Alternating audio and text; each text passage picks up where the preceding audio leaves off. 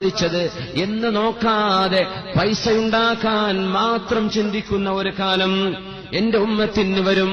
അതിന്റെ അടയാളമാണ് പലിശ ഇടപാടുകൾ ഹലാലാണെന്ന് ആളുകൾ വിചാരിക്കുന്നത്, ലോൺ എടുക്കുന്നത് ഹലാലാണെന്ന് വിചാരിക്കുന്നത്, പലിശ ബാങ്കുകളിൽ കൊണ്ടുപോയി സ്വർണം പണയം വെച്ച് ലോൺ എടുക്കുന്നത് ഹലാലാണെന്ന് ധരിക്കുന്നതോ, ആളുകൾ എല്ലാവരും ചെയ്യുന്നുണ്ട് എന്ന് പറയുന്നതോ.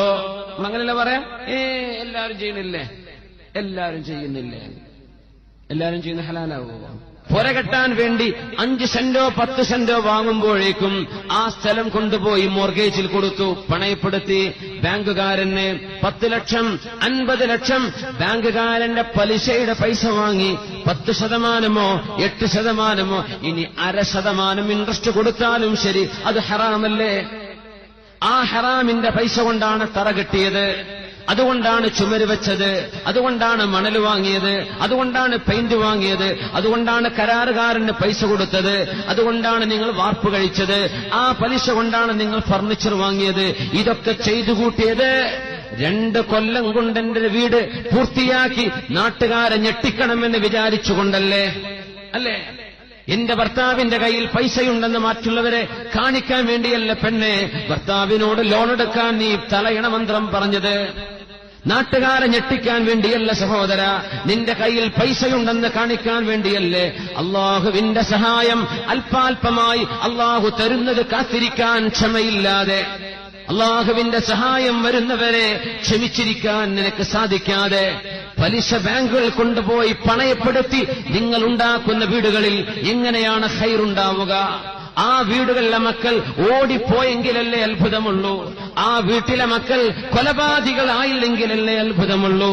ആ വീട്ടിൽ എങ്ങനെയാണ് അള്ളാഹുവിന്റെ റഹ്മത്തിന്റെ മലക്കുകൾ കയറി വരിക?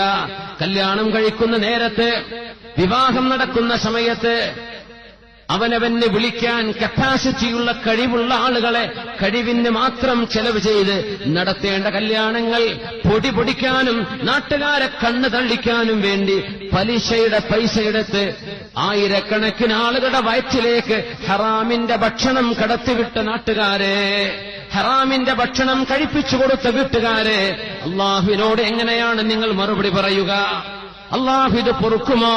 പലിശ ഏർപ്പാടുകൾ, പണയപ്പെടുത്തുന്ന ഏർപ്പാടുകൾ, സൽക്കാരം നടത്താൻ ഭർത്താവ് ഗൾഫ് നയിക്കുന്ന പൈസ നാട്ടിലേക്കെത്താൻ 2 ദിവസത്തെ സാഹസ താമസം വരുമെന്ന് കാണുമ്പോഴേക്കും ഉള്ള ആഭരണങ്ങൾ മുഴുവനും പെറുക്കിയെടുത്ത് ബാങ്കുകാരന് കൊടുക്കുകയും പലിശയുടെ പൈസ കൊണ്ടുവരികയും ചെയ്ത് സദ്യ നടത്തുന്ന വീട്ടുകാരെ, നിങ്ങൾ നാട്ടുകാരോട് എഴുതി വെച്ച് പറയണം കേട്ടോ, എന്റെ വീട്ടിലെ സദ്യക്ക് ഞാൻ ഉണ്ടാക്കിയ ഭക്ഷണം പലിശയുടെ പൈസ കൊണ്ടുണ്ടാക്കിയതാണ് എങ്കിൽ സൂക്ഷ്മതയുള്ള ആളുകൾക്ക് തിരിച്ചു പോകാം.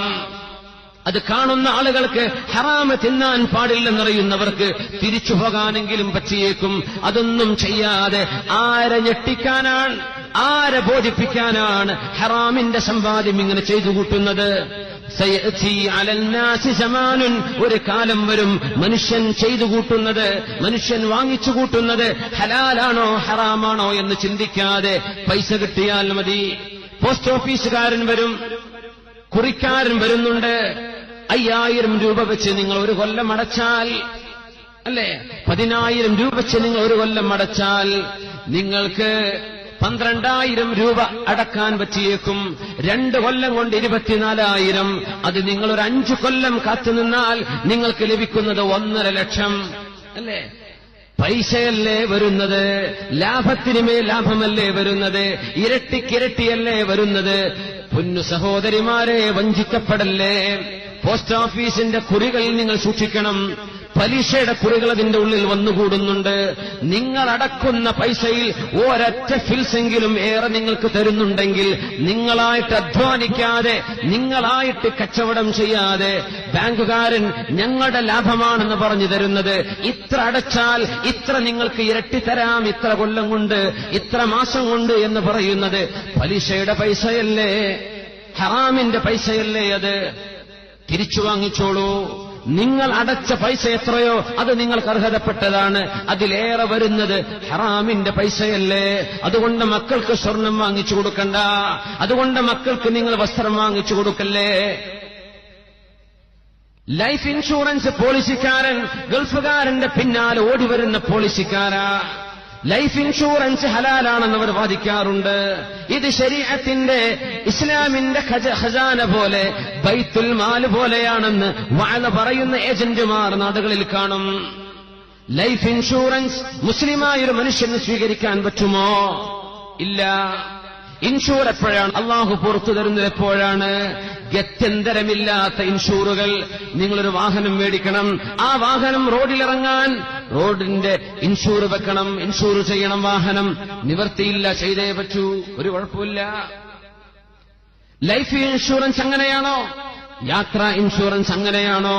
നിങ്ങൾ ചെയ്യുന്ന ബാക്കി ഇൻഷുറൻസുകൾ അങ്ങനെയാണോ? ഗത്യന്തരമില്ലാത്തവക്കല്ലേ അള്ളാഹു അനുവദിക്കൂ.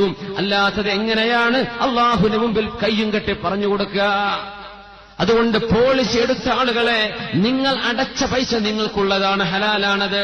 അതിലേറെ 10 കൊല്ലം കഴിഞ്ഞ് നിങ്ങൾ മരിച്ചു പോകുമ്പോഴോ നിങ്ങൾക്ക് എന്തെങ്കിലും അപകടം സംഭവിച്ചാലോ ഇത്ര തരാമെന്ന് പറയുന്ന സംവിധാനം പലിശയുടെ പൈസയല്ലേ?